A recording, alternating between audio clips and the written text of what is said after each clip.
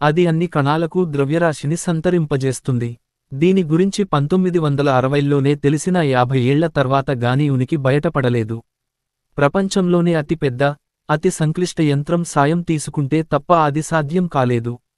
ఎలక్ట్రాన్లు, క్వార్క్, ఫోటాన్లు లేదా న్యూట్రినోల వంటి ప్రాథమిక కణాల్లో ఒకటైన అదేంటో తెలుసా? హిగ్స్ బోసన్, దైవకణం, గాడ్ పార్టికల్గానూ పేరొందింది. దీన్ని గుర్తించిన భౌతిక శాస్త్రవేత్త పీటర్ హిగ్స్ గౌరవార్థం ఆ పేరు పెట్టారు.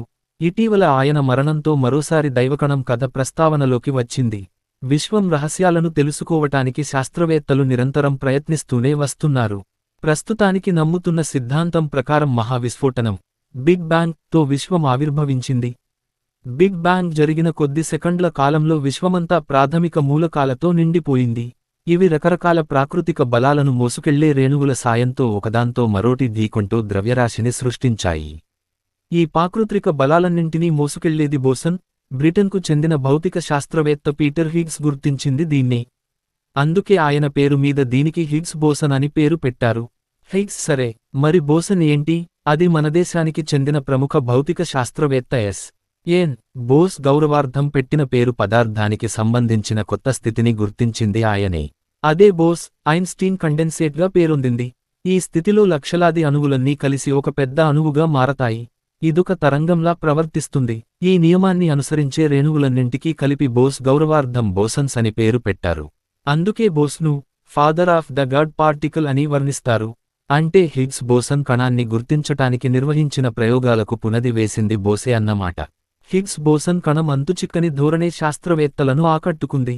స్టాండర్డ్ మోడలకు అనుగుణంగా పార్టికల్ ఫిజిక్స్లో స్టాండర్డ్ మోడల్కు చాలా ప్రాధాన్యముంది. ఇది ఎలక్ట్రాన్లు, ప్రోటాన్లతో పాటు విద్యుదయస్కాంత శక్తి, గురుత్వాకర్షణ లేదా అణుబలాల వంటి అన్నింటి ప్రమాణాలను నిర్వచిస్తుంది. హిగ్స్ బోసన్ కణం వీటన్నింటితోనూ సరిపోయింది. దీన్ని గుర్తించటానికి శాస్త్రవేత్తలు 4 దశాబ్దాలుగా ప్రయత్నిస్తూనే వచ్చారు. ఎట్టకేలకు 2012లో స్వీడన్లోని సెర్చ్లో నెలకొల్పిన లార్జ్ హ్యాడ్రన్ కొలైడర్ (LHC) యంత్రం ద్వారా గుర్తించారు. అప్పటికి అత్యంత శక్తిమంతమైన, అతిపెద్ద పార్టికల్ యాక్సిలరేటర్ యంత్రం ఇదే. అప్పట్లోనే 900 కోట్ల అమెరికా డాలర్లు ఖర్చయింది. నెలకొల్పిన 4 ఏళ్లలోనే హిగ్స్ బోసన్ను గుర్తించింది. శాస్త్రరంగంలో ఎనలేని ఖ్యాతిని మూటగట్టుకుంది. హిగ్స్కు విశిష్టమైన కీర్తిని తెచ్చిపెట్టింది. నోబెల్ బహుమతిని అందించింది. ద్రవ్యరాశి రహస్యం. ప్రాకృతిక ప్రాథమిక బలాలను మోసుకెళ్లే రేణువుల కుటుంబాన్ని బోసన్ అని పిలుచుకుంటారు. ఉదాహరణకు, విద్యుదయస్కాంత శక్తినే తీసుకుందాం. దీన్ని మోసుకెళ్లేది ఫోటోన్. అంటే ఇదొక బోసన్ అన్నమాట. పదార్థ రేణువులైన ఎలక్ట్రాన్ లేదా ప్రోటాన్లు ఫెర్మియోన్స్ రకం కిందికి వస్తాయి. హిగ్స్ బోసన్ గొప్పతనమేంటంటే, ప్రతి ప్రాథమిక రేణువుకు ద్రవ్యరాశిని చేకూర్చటం. నిజానికి ద్రవ్యరాశి అనేది పదార్థం అంతర్గత అంశం కాదు. ఎలక్ట్రాన్లు, ప్రోటాన్ల వంటి పదార్థ రేణువులకు సొంతంగా ద్రవ్యరాశి ఉండదు. బోసన్ కణమే ద్రవ్యరాశిని కల్పిస్తుంది. స్టాండర్డ్ మోడల్ సిద్ధాంతం రూపుదిద్దుకుంటున్న సమయంలోనే రేణువులకు అంతర్గతంగా ద్రవ్యరాశి లేకపోతే ఈ సూత్రాలు పనిచేయమని శాస్త్రవేత్తలు గుర్తించారు. దీన్ని పరిష్కరించటానికే హిగ్స్, ఇతర శాస్త్రవేత్తలు దృష్టి సారించారు. బిగ్ బ్యాంగ్ సిద్ధాంతం గట్టిగా స్థిరపడిన 1964లోనే విడిగా కొత్త ప్రతిపాదనను తెరమీదికి తెచ్చారు.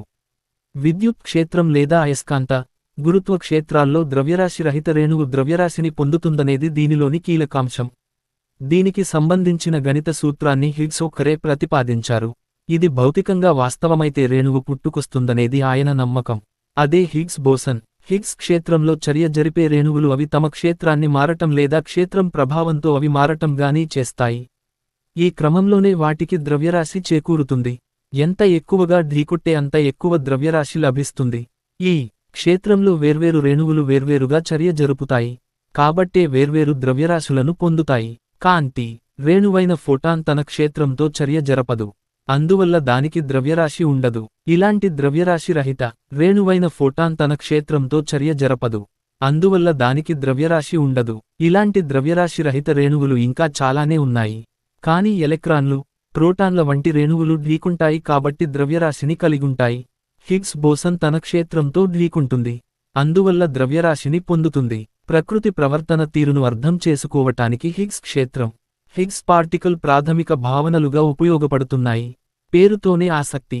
హిగ్స్ బోసన్ కణం మీద సామాన్యులకు ఆసక్తి పెరగటానికి కారణం దీన్ని దైవ కణమని అభివర్ణించటమే. నోబెల్ బహుమతి గ్రహీత, భౌతిక శాస్త్రవేత్త లియాన్ లెడర్మ్యాన్ తొలిసారిగా దైవకణమని నామకరణం చేశారు. హిగ్స్ బోసన్ అన్వేషణలో భాగంగా ఆయన 1990లో రాసిన ఒక పుస్తకానికి గాడ్ పార్టికల్ అని పేరు పెట్టారు.